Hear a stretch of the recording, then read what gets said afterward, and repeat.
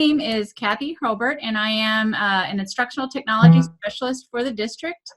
And I serve 4 different elementary campuses here in Northeast, and I am excited to share some good information with you today. Joining us, I have my amazing co-host, Laura Moore. I'm going to let Laura introduce herself. Hi guys, I'm Laura Moore, and I am Kathy's co-host. Right on. All right. Well said, Laura. Well said. All right, so what we're going to be talking about today is creating kind of clickable learning boards in Seesaw. And you may be like, what in the world is a clickable learning board? So we know that when we go into our Seesaw class and we create activities, if we are able to add pieces into that multimedia instructions part, which we're going to look a little bit more in depth at, but we're a little bit limited. And so we've developed the idea based on some work by Chris Sainer, to develop these kind of learning boards to provide more resources for students to move them through a lesson. So Chris Sainer, if you're not familiar with him, he is a Seesaw ambassador, and he's an instructional technology specialist that lives, I think, in Michigan or Minnesota, someplace really cold. And he just creates amazing things on Seesaw and shares them on Twitter. And so if you are a Twitter person, I would definitely give him a follow. His name is on this slide deck, so you'll be able to come back to it later. But we kind of took Chris's ideas, and we're going to build upon them and show you some ways that you can actually kind of put content together to deliver a little bit more meaty lessons to students. So that's kind of our goal for today. So a couple of, oh, Laura, I love how you highlighted that. A couple of things that I want to draw. I wonder why.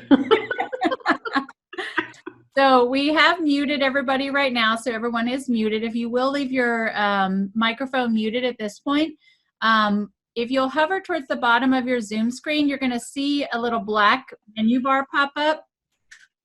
And on that menu bar, you're going to see a chat feature, and you want to go ahead and open that chat up. It should open on the side of your screen. And so as I'm talking, you can drop questions in there, and Laura will either reply and answer right away, or we will, I'll pause periodically during the presentation to catch up on questions. At the very end of the session, we will allow you to unmute yourself and ask questions if there's anything that you didn't get answered. So that's kind of the flow of things. Now this is the really important part that's highlighted and flashing. At the end of the webinar today, we're going to put a link to a Google form in the chat box, and this is really important.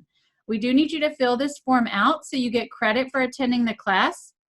It's really easy. It's who are you? What campus are you from? Was this helpful to you? What else would you like to learn more about? And this is really important because this will help us to develop our what we're going to provide for you guys next week moving forward, you know, to support you as you navigate through distance learning. So if it's something that you heard about today in the training that you need more info on, you can put that. And if it's something else that you are really curious about learning about, make sure you put that in the comments of things you want to learn. When you submit your Google form, after you've filled it out, you're going to click submit at the bottom. It's going to take you to a confirmation screen that looks like this. And the link to today's presentation is going to be right here. So if you click it, it'll open up in your drive, and then you can go ahead and save a copy. And our presentation today is loaded with different links and resources for you today. So I want to make sure you know where to go to get and access that. So just to be abundantly clear, we want to make sure you fill out that Google form for credit.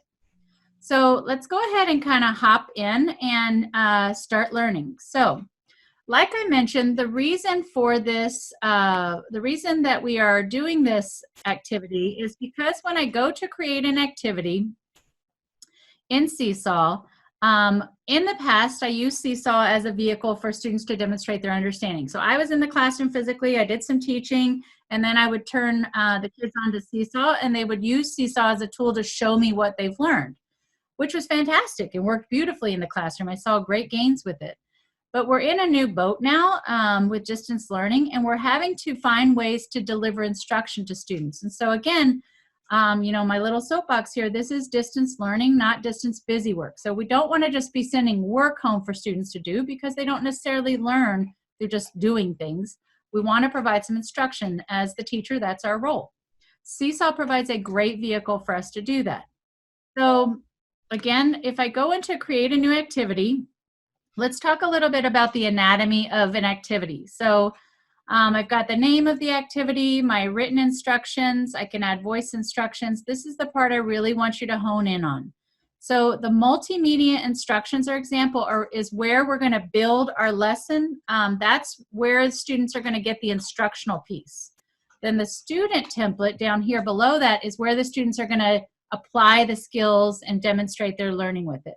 So again, really important, multimedia is the teaching, template for students' response is the application. So as we create those, that's why. Now, when I go to add multimedia instructions, I can pull things in like PDFs and I can record on top of them. But if I want to send kids to external resources, I only have the ability to add one link. And so this is where the idea was born for clickable learning boards, because we want to give kids a little bit more meat.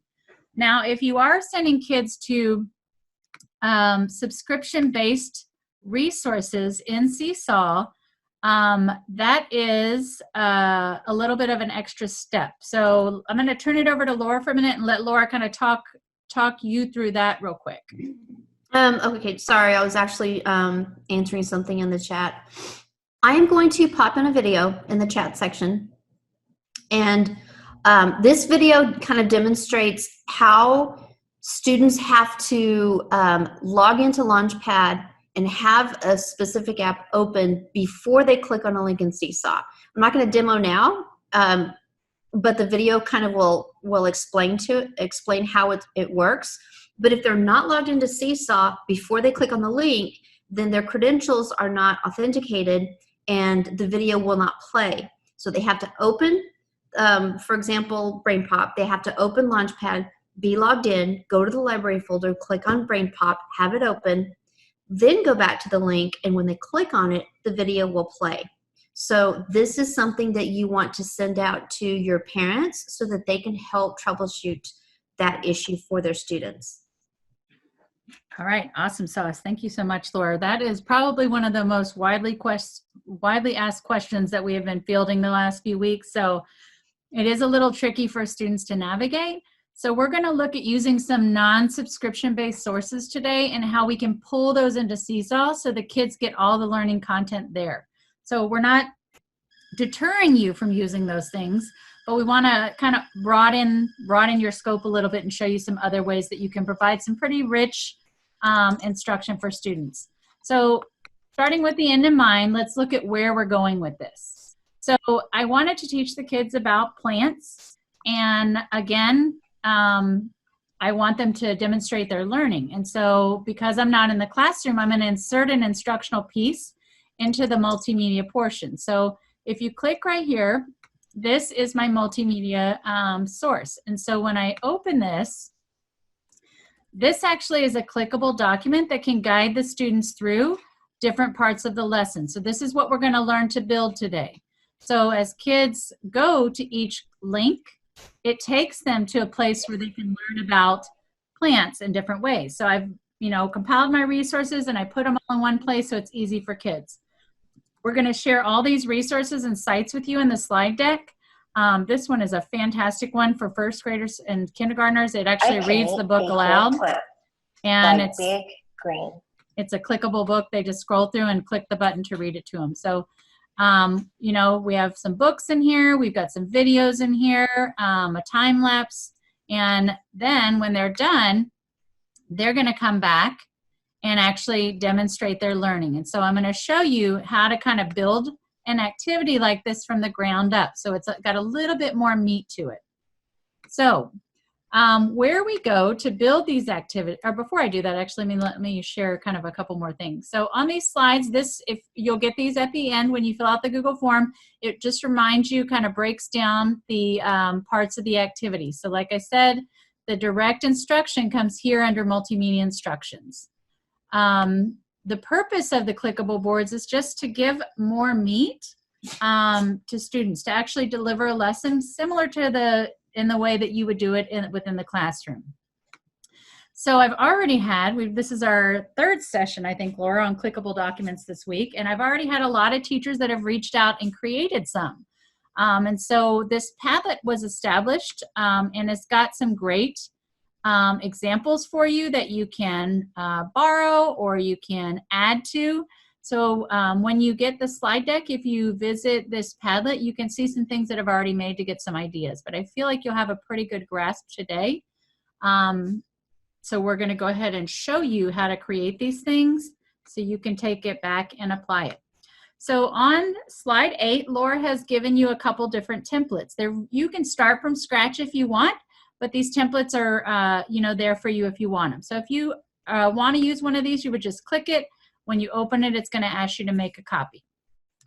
So I went ahead and I grabbed a copy, and let's actually go ahead and start building a lesson together. So a couple things I want to show you about slides first, just so you kind of know how to navigate it. So I will tell you, hands down, this is my favorite tool available because it is there's just so much I can do with it. So one of the ways that I describe slides to help people understand it is it's kind of like putting a bulletin board together. So you would put your butcher paper, your background, then you can add layers and text and images. So I can just layer all sorts of things on top of here. So first thing I want to show you is, let's start maybe with some aesthetics. So right now the background on my slide is blue. If I go here to background, I can go ahead and change the color of my slide, or I can go to choose image. If I choose image, I can upload photos, but there's a Google search for me right here, and I'm going to go ahead and model this with a identifying coins lesson. So these pull up images that are okay for me to use. I'm going to go ahead and select my image and go ahead and insert it. Oops, sorry. Or this, there we go.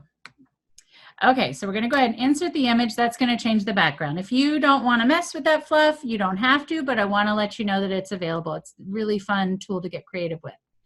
So I've already got some information here, some things to kind of start with. So if I click on my title, I can go ahead and edit my title. And then I want to make sure that you understand what these things are on the board. So if I wanted to start from scratch, I could drop these shapes in all by myself by going to shape, picking the shape I want, dragging it out on the canvas. I can change the color of my shape with my paint bucket when it's selected. I can change the border of my shape with the border tool, and I can change the width of my border with the little drop-down box. So because this template already has it, we're going to go ahead and roll with what's on here already. The numbers and the arrows were just inserted as images. So to get images and slides, all I need to do is go here, click Insert Image. I can search the web, and I can just find a number that I need. And easy peasy, I click it, resize it, drag it where I need it, all that good stuff. So if you wanted to create from scratch, you have the ability to do that. This lesson has 4 components, and if you feel like that's too much or not enough, you can use the templates or you can create your own. So what we want to do is actually create a clickable board using this tool. So we're going to be adding images and links to this to help drive students through a lesson. So I got my board set up. I'm going to go ahead and come to a new tab, and I have created a folder. So you do want to go and gather your resources before you do this. So you want to go look through some of the things we provide you today and gather your resources. So let's see what this looks like. So we're learning about identifying coins. So I came to one of the sites that you'll find in our slide deck today, and I found a really great book about money. And it just introduces the kids to coins. And I want to link this to my clickable choice board. So I'm going to come on down to my snipping tool, and we're going to actually take a snip of this image. And once I do that, I'm going to go ahead and right click and copy. And then we're going to hop back to our slide, and we're going to right click and paste it in. It's going to come in really big, no problem. I'm going to use my handles just to size it down. So go ahead and drag it. This is the first place kids are going to go. Now this is just an image at this point, so I have to go ahead and add the link that will drive kids to where I want them to go. So to add the link, I'm going to click right here on this little insert link.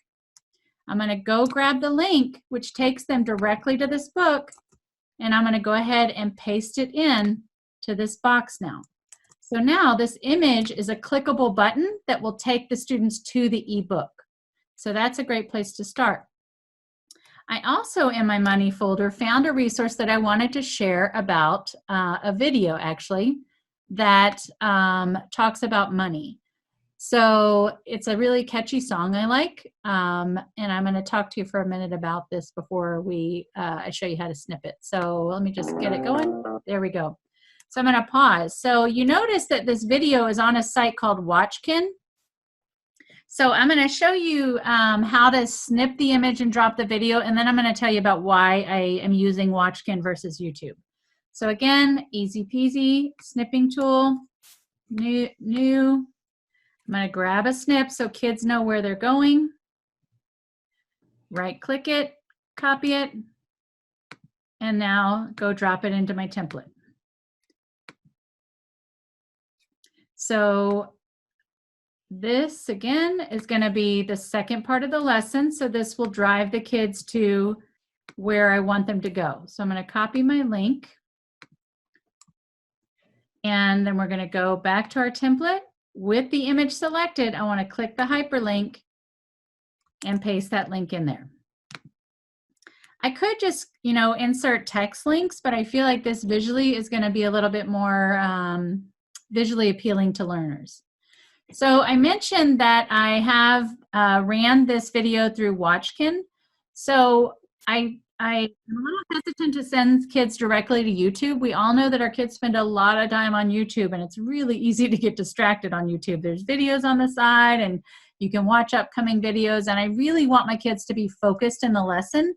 So anytime that I get a URL video, when I go to YouTube and I find a video I want to use for students, if I'm logged in with my NEISD credentials, I can go ahead and see a blue ribbon underneath that'll say whether the video is approved or not approved for students. And so if it's not approved, all I have to do is go ahead and click approve. And let's say I wanted to drop a video I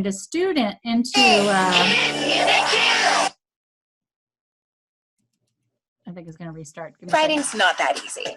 So I want to share this video with the kids, but I don't want to have the ads in there, and I don't want them to have to come to YouTube and see all these distractions on the side. So I'm going to go ahead and make sure it's approved. This one says it is approved for NEISD.net. I'm going to go ahead and grab the URL for this video. And I'm going to come to the Watch site, and we're going to actually generate a safe link to take them just to that video. So I'm just pasting the link here, hit enter, and it's going to go ahead and give me a link to just this video now. So I copy the link from up here, and that's what I'm going to paste on my clickable learning board. So there are many sites that do this kind of thing. Watchkin is one. There are safeyoutube.net. There's a couple different ones that you can use to filter videos, but I just feel like it keeps kids on the right track so they're not getting lost in the fluff and not focusing on the learning, if that makes sense. So I'm thinking maybe I want to go ahead and add another resource. So maybe I have an online game that I want students to use. You could add anything that you want, another book, an online game, whichever. So just as an example, I found an iExcel game that I would like them to practice that aligns with my learning target of having kids identify coins. So I went ahead and navigated to the page, and again, we're going to go ahead and snip and drop that in and then hyperlink it. So one more tool for your toolkit.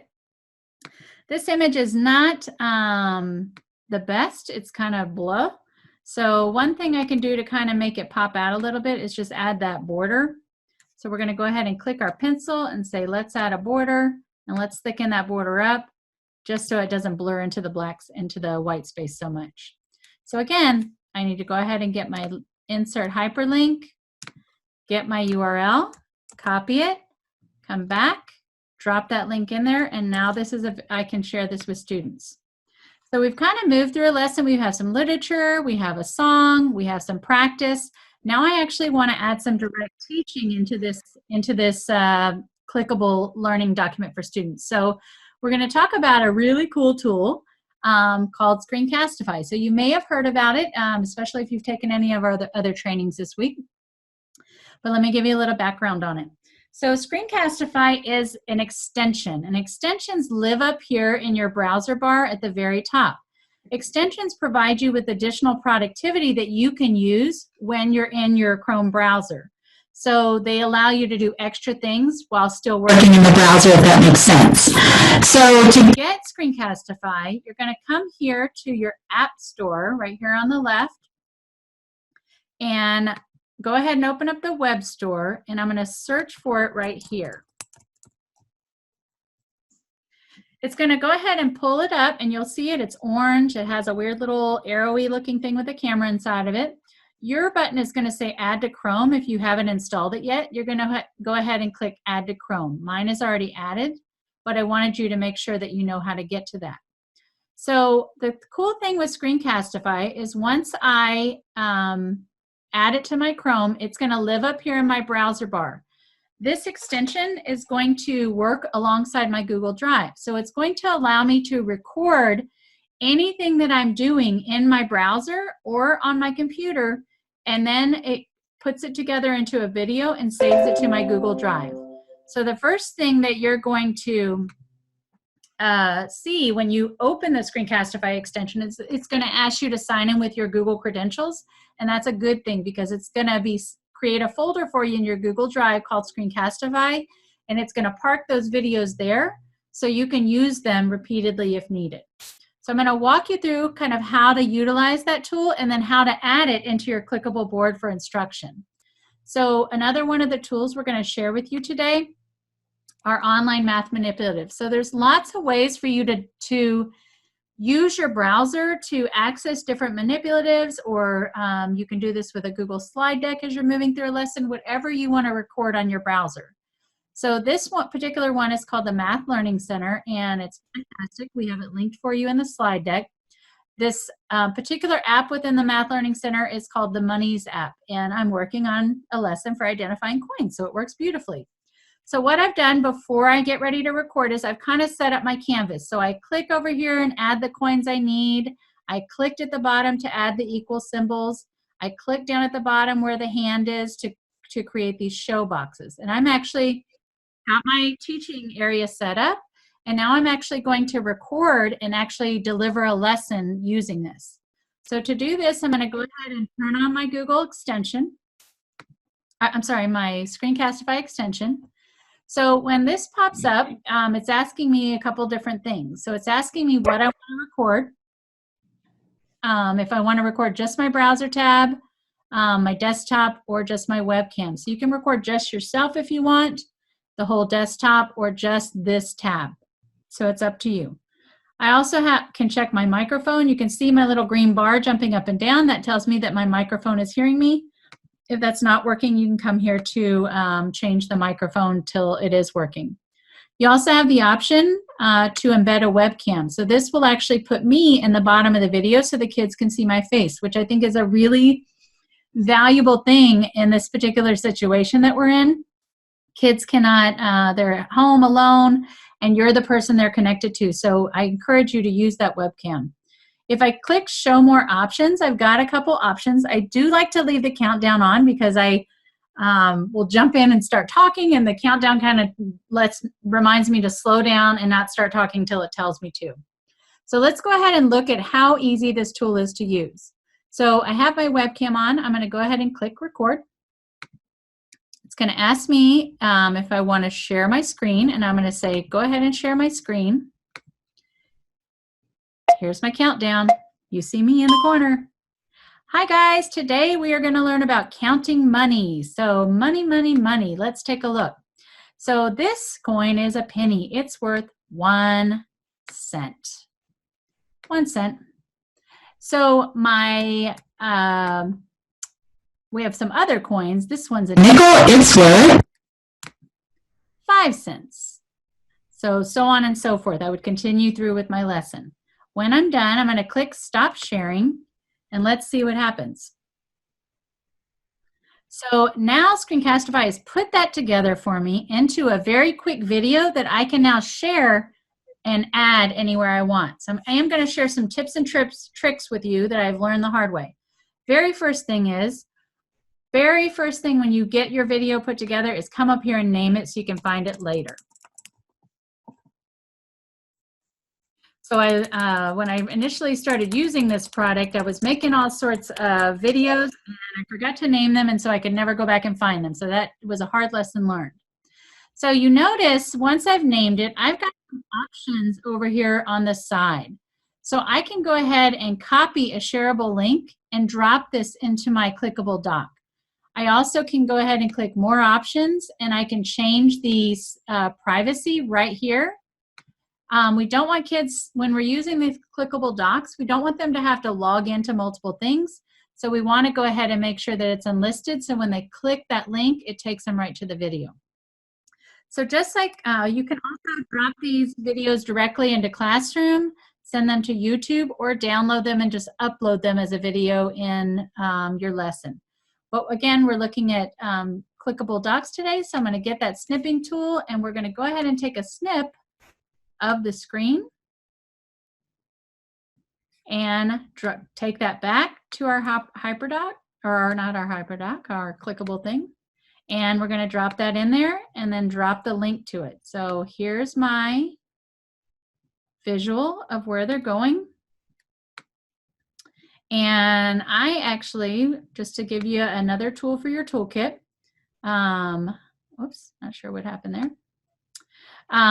If my toolkit, if my image is too big, another thing I can do is go here and crop the image, and the little black handles will be how I can kind of size it down, and then I just click the crop again.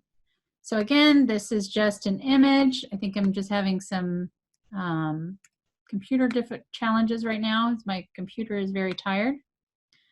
There we go. So size it down. And then we're going to go ahead and drop the link to our video in it. So I'm going to get it how I want it. Come back here to my Screencastify, copy that shareable link, and then we're going to go ahead and drop it onto that image. So my image is selected and I drop the link in.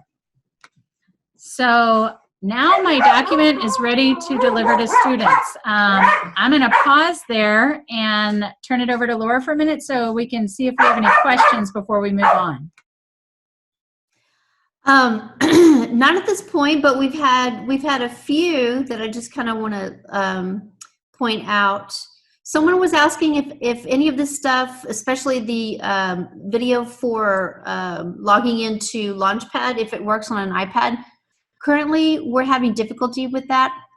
We're hoping to put a new video out there just for iPad, but that's one thing that we've come across. If you are inserting any content into any of these activities that is flash-based, it may work on a computer, but it is not going to work on an iPad. So you want to make sure that you test a lot of your stuff on a phone or an iPad before you send it out to your students. We also had some questions on where a lot of these resources were. Just remember that you're getting a copy of this presentation at the end, and it has all of this, all these links and instructions in the presentation.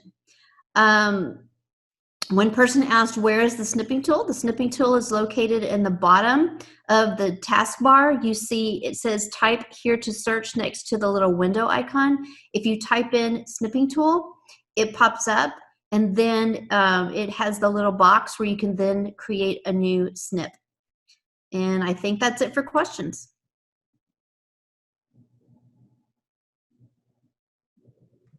Super sorry about the dog barking. Yeah, mine is too, so they're not happy right now.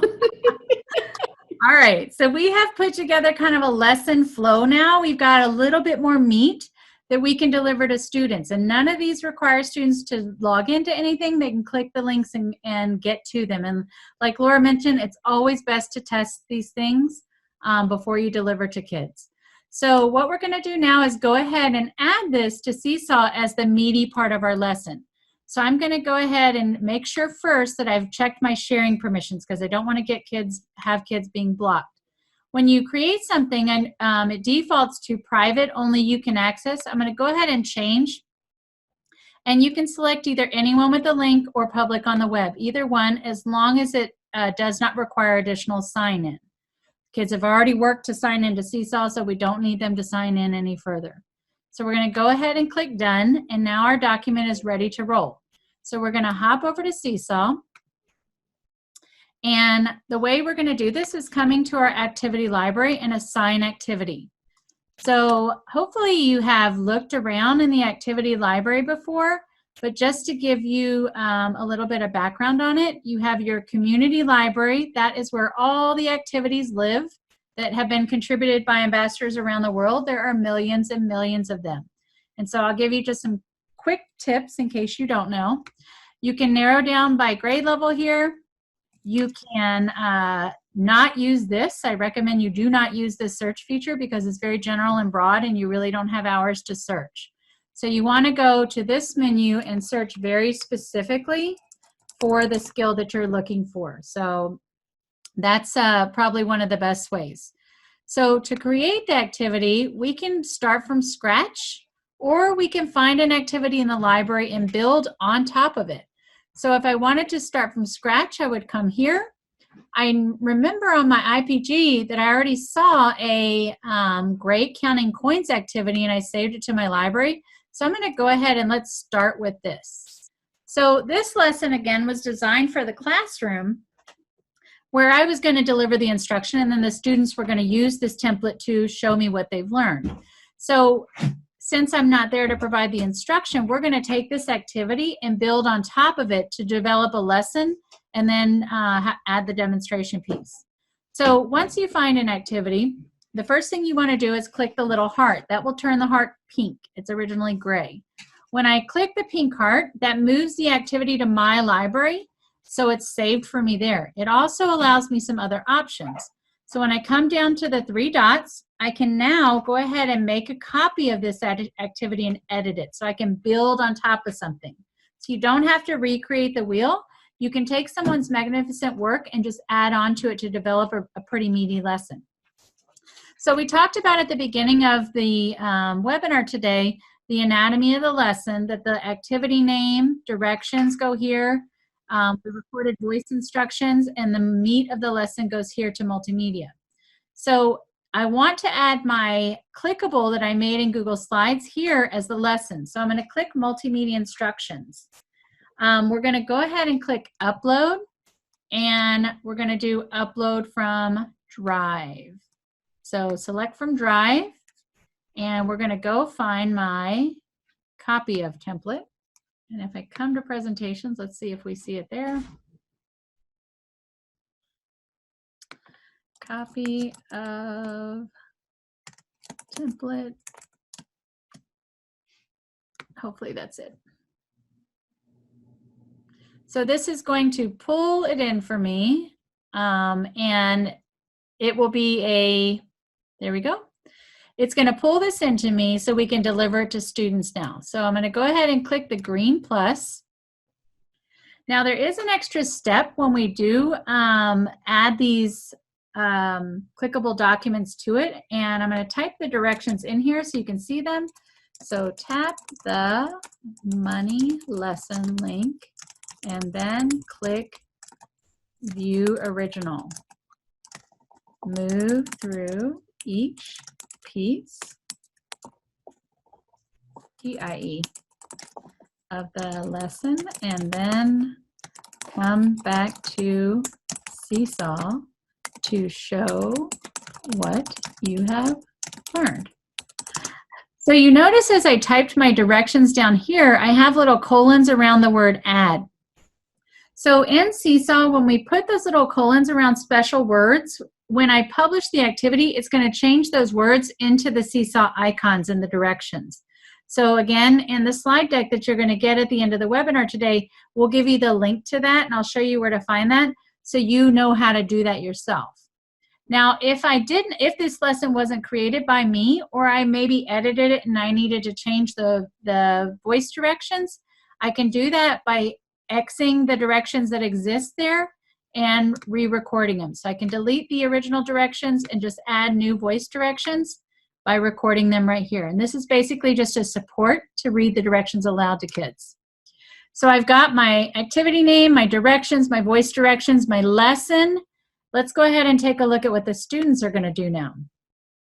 So this is a great lesson, a great way for them to show what they've learned through the activity. They're going to be moving the little labels and matching them to the coins. So I think it's a great start to the activity, but I want to add a little bit more to it.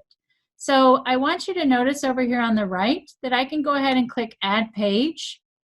And on the Add page, I have all the creative tools available to me. So I can record, I can add pictures, anything like use the drawing tools, anything like that. I can come down to shapes, and I have a shape menu I can add from. So depending on the type of lesson that you're doing, you have all those abilities, adding text as well, to kind of create a canvas of different things for students to do. What I'm going to show you for this particular lesson is I'm going to go to photo and upload, and I took a snip of a little math practice that I want to add to this activity, and I put it in my money folder. And so we're going to drag this in to add another piece to the lesson. So this is something else the kids are going to do. So this is pulling the image in. It's coming in really tiny, but no worries. I can drag it out to the size I need it. And we're going to do one more step. So anytime you see 3 dots in Seesaw, no matter where you are, the 3 dots actually are a menu. So anytime you see those 3 dots, you know that there are other options. Now, since I dragged this in as an image, I don't want kids to have to mess around with moving it. I want them to work on top of it with the drawing tools to match the coins to the name of the coin. So I'm going to click the 3 dots, and I'm actually going to lock this down in place. So I want the kids to match these things, but I remember I have a different activity before that. So I'm going to show you another place that you can add directions for students within each page. So I'm going to come here to the captions. And right now, if you look at that little caption button, it looks like a quotation mark. It's just a white circle. But if I click it, I can actually add a voice caption to the page to give the kids more specific direction on this page. Hello, use the drawing tools to draw a line from the coin to its name. Good luck. Now when you look at my little caption button, it's got a little blue outline around it, which is fairly easy for me to see, but kids may have a hard time knowing that it's there. So a couple things I can do to draw their attention. This was Laura Moore's great idea. I want to give her credit for that. So I went to shapes and I grabbed an arrow, and I'm going to flip it around, and we're going to drag it down here to kind of point to the caption tool to draw kids' attention there. You can also add a text box that says click here, and I can add it into my student directions. So again, I can build onto what I want kids to do. If I want to, I can add a few more pages.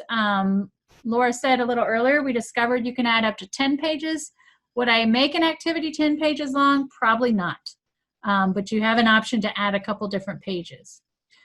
Students in Seesaw will be able to come in and use all the drawing tools at the bottom to match and then record and tell about their thinking. And that's really where you get the most bang for your buck in Seesaw, is having the students record and tell about their learning. So I want to encourage you to do that. So we're going to go back, review our activity. I might want to add in here to on the second page, click the caption to hear the directions. So I wanted to add that in there so you can see what it looks like. So we've got all the components of our lesson. We've got content we're delivering, and then application for the students. We're going to go ahead and click Save. And this again will be in my activity library. We're going to go ahead and assign it so you can see what it looks like when students receive this instruction. So I'm going to come up to my PD class, and we're going to assign it. You can go ahead and choose Edit Student Folders and Skills, and I can just choose to deliver this to certain students, so great opportunity to differentiate. I can go ahead and pre-program it to go into a folder when students complete it, and I can choose more than one folder as well. This helps me to find things later. Folders, it won't show up until the students actually complete the work and submit it. But we're going to go ahead and click the green check. Again, I can schedule the activity, or I can just go ahead and assign it. We're going to go ahead and push it to the class to see what it looks like on the student end. And then we'll stop for questions.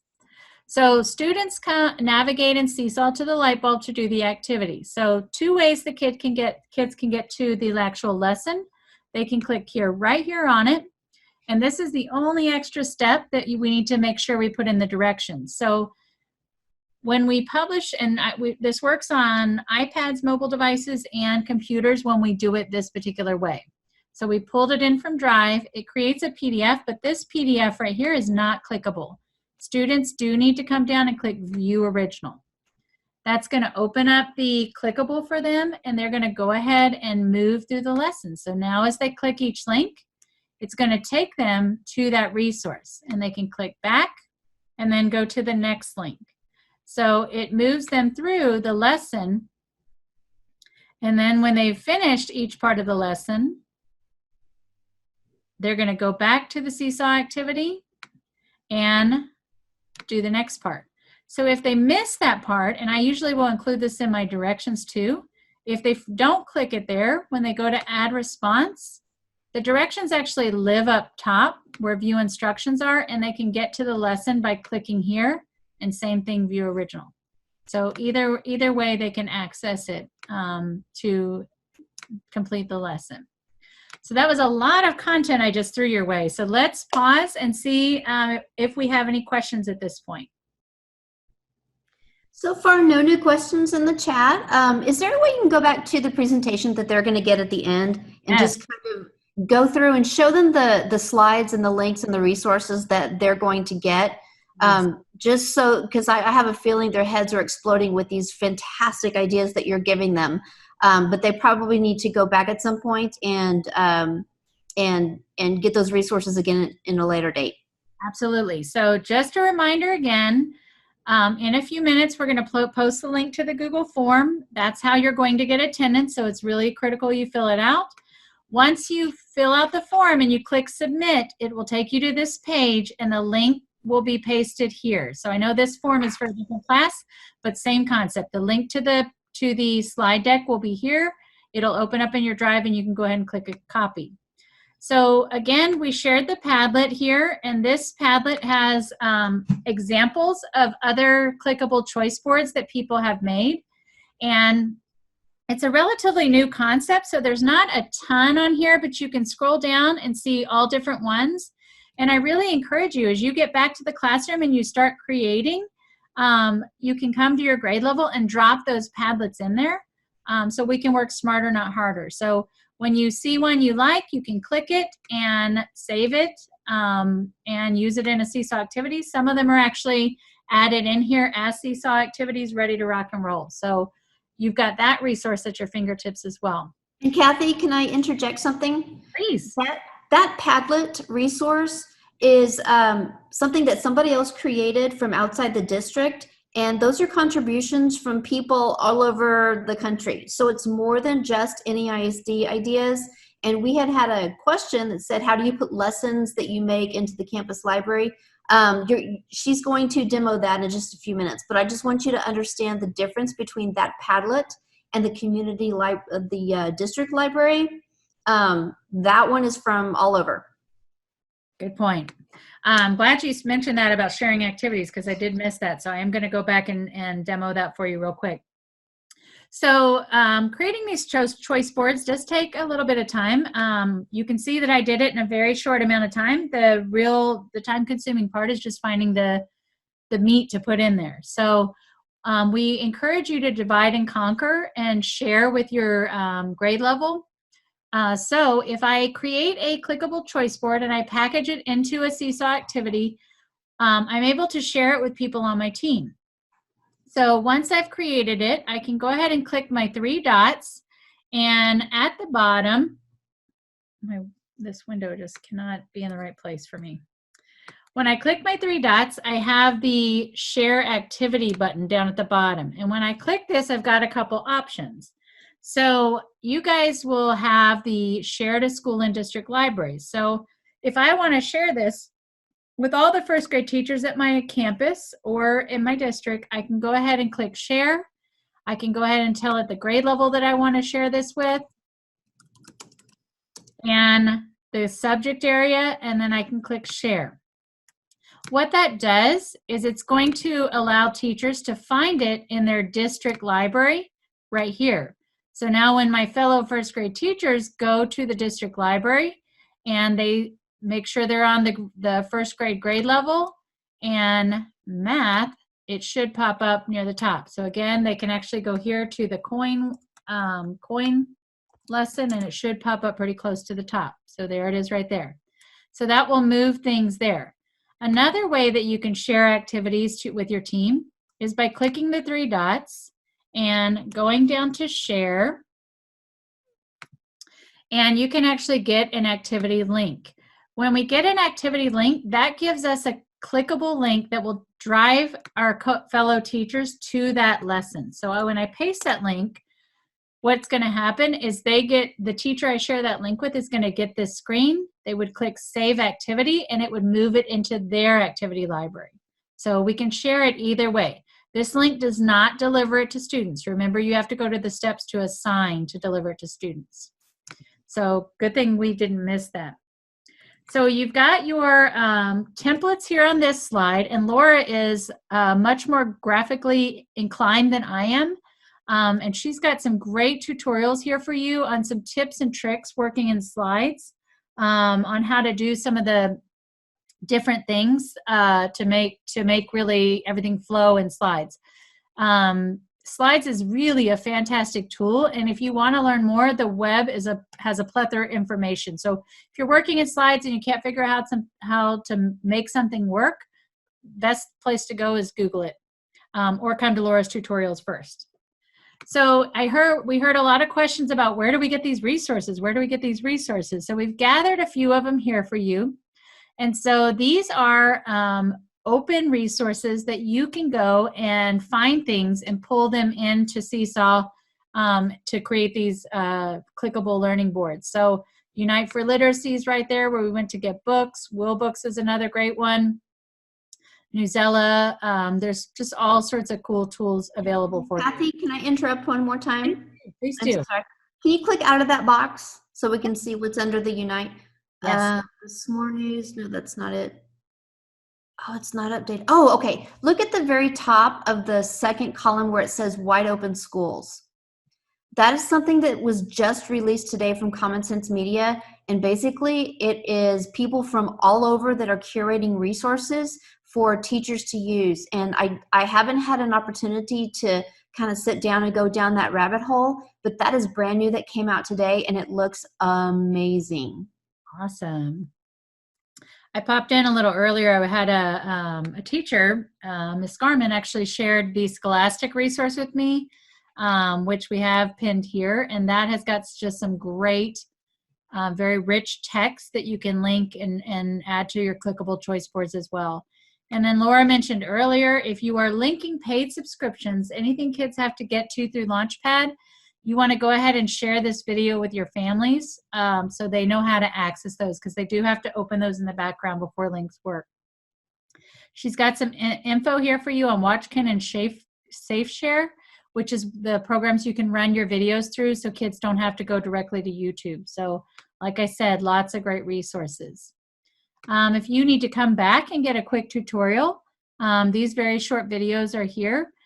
Originally, when we started making clickable choice boards, what we figured out is I can take my choice board and do publish to the web. What I mean by that is I can go here to File, Publish to the Web, and get a web link that can drive kids to the activity. But what we found was that it did not work on iPads.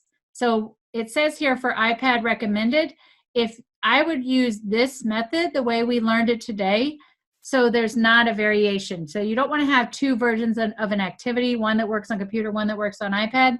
This one works for any device. So I would definitely recommend that you use that one. We also linked the Seesaw icon shortcuts for you here. So if you scroll down, this is a live page, and Seesaw is adding tools on a regular basis. So I would bookmark this link so you can come back to it. But when you're typing your directions, these are the how you would type to generate those icons when you're creating the activity. Little bit of information for you on Screencastify. So just went through, if you get back and you're ready to start practicing with it and you forget how to do some things, this is some information and a tutorial. And then in the speaker notes of this slide, they are offering upgraded subscriptions right now. I believe through the end of April at this point, which I'm guessing is going to be extended in light of what's going on. So I have a code down there for you that you can put into Screencastify to go ahead and open up your access. You can use the free version of Screencastify and record up to 5 minutes of recording time, but if you go ahead and upgrade to the free, you'll have a little bit more freedom with it in the meantime. The next slide is where we have your virtual manipulative. So when I went to the Math Learning Center and I was using the coins, those resources are linked here on this page. So it takes you to another slide with all sorts of different tools available. So you can see here that there are lots of things that you can bring up in your browser, or you'll be able to see in a minute. Lots of things you can bring up in your browser and use to teach with. Toy Theater's got some fantastic ones, not even just for math. There's even some sound boxes and different things there. So that's a great resource for you as well. And then when you're teaching as well, you can also use the Microsoft Whiteboard or Google Jamboard as a whiteboard surface with Screencastify to record anything you can share on your screen. You can use to teach with, and if you do it through Screencastify, that generates a link that you can share. So I'm sure your heads are spinning. You probably have a ton, or probably have a few questions. So I am going to go ahead and drop the attendance form into the chat and open it up if you have some questions at this point. So Laura, do we have any questions in the chat box right now? Yeah, there's kind of been a common theme with the questions, and that is what will work as far as clicking on the link and what won't. We just because it's on the computer doesn't necessarily mean that it is a tech services supported subscription or app. So things like Pearson or BrainPop or Discovery Education, those actually do not belong to tech services. They belong to either library services or curriculum and instruction. So what I can do is pop in a link to another resource that's like who to contact. And I have a list of what apps you would go to your ITS to ask about and what apps you would actually contact either your math person, your science person for those. Unfortunately, and I wish it weren't as complicated as it is, but that's just kind of the way it works. My rule of thumb is if you can stay away from anything that is subscription-based, in other words, you have to log into Launchpad, the better it's going to be for the students and their parents. But I do know that C&I are asking you to use some of these resources, but like I said earlier, we don't have, that's not part of what we support. We don't know anything about it. In fact, we don't even have logins to test it out. So as you guys unmute yourself and ask additional questions for Kathy, I'm going to go ahead and find that resource and place it in the chat. Awesome. So if you have a question you'd like to ask, two places you can do it. If there's something you want to learn more about, you want to put that in the Google form, please, please, please make sure you fill out that form so you get credit. And don't forget that the link to the slide deck will be on the submission page. So if you have any questions, now would be a great time to unmute yourself and ask away.